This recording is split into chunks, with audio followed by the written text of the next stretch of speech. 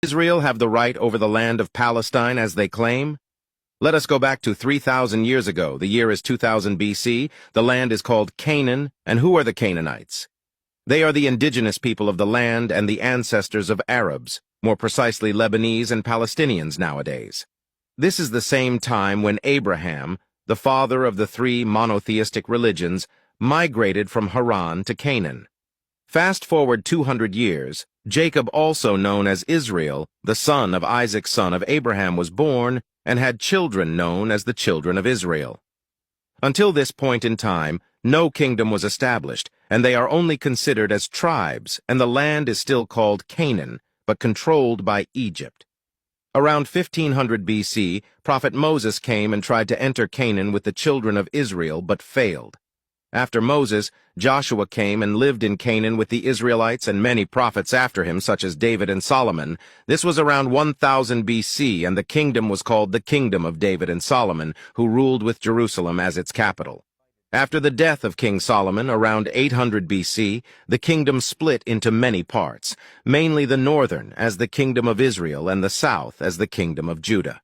In 721 BC, the Assyrian Empire conquered the northern state and destroyed 10 Jewish tribes, and left the southern state with the capital Jerusalem and only 2 tribes left. But the year 587 BC, the king of Babylon attacks the remaining 2 tribes and destroyed the Temple of Solomon.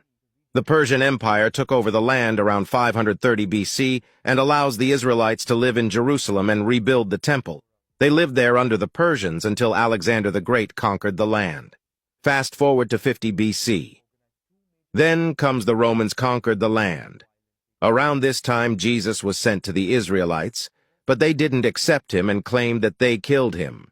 The Israelites tried to revolt against the Romans but failed, and many were killed, so they fled all around the empire.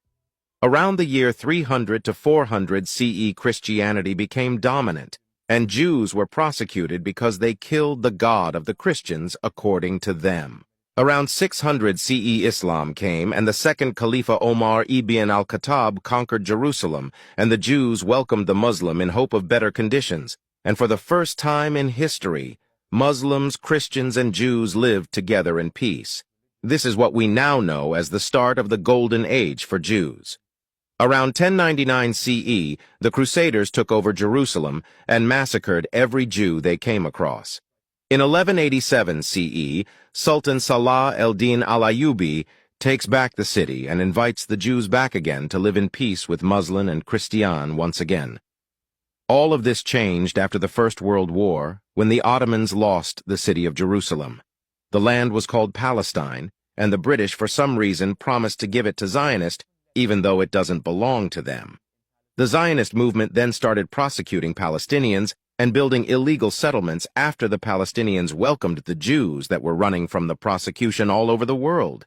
Since then, the invaders, also known as Israel, keep expanding and taking over Palestinian territory, claiming it's their right, even though the Palestinians are the indigenous people and their ancestors are the Canaanites, who were there even before Abraham, let alone Jacob, the father of Israelites.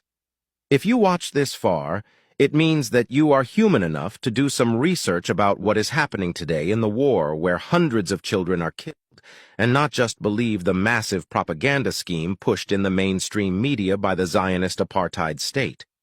I wish that you are honest enough to be just and chose the correct side from history. And always free Palestine.